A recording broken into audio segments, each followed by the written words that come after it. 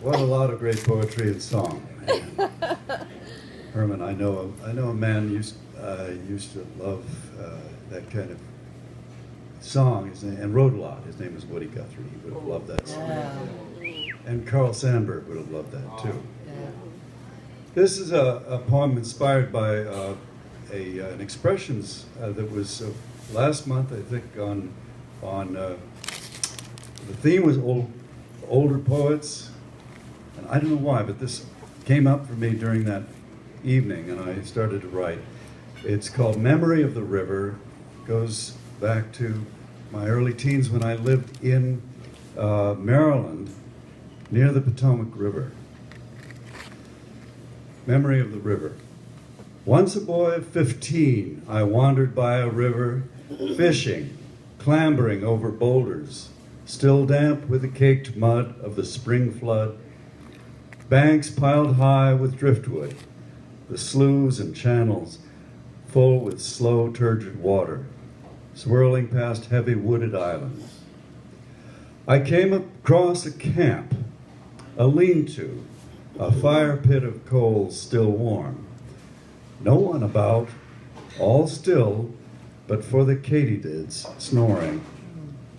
Then from out the brush, without a sound, a wizened ancient man emerged, barefooted, dark.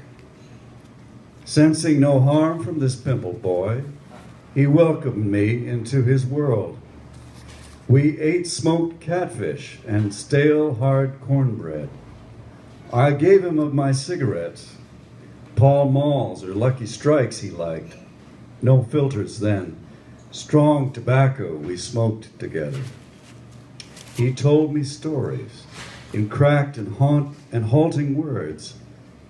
One of the last of his people, the Potomac, living his old age out in hiding along that river, named for them the Potomac. Stories of the old days when life was free before the whites and all their ways. Fish swarming in the weirs, turtles on the spear. Wild turkey running in the woods, great heron stalking frog and fish. Deer drinking silently in the dawn mist. Sweet clams and oysters basket high.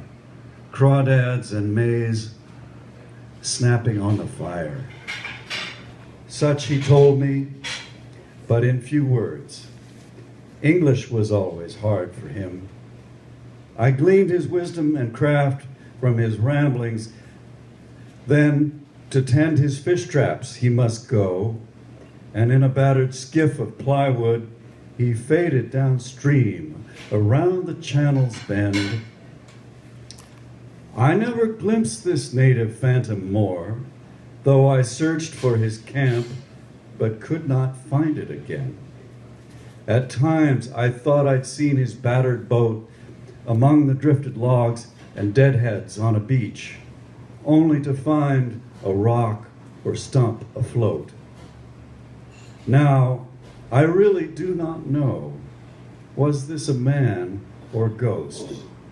Was I then in my own time, or in his, or in some dream, or in some dream time in between, where most of us have never been?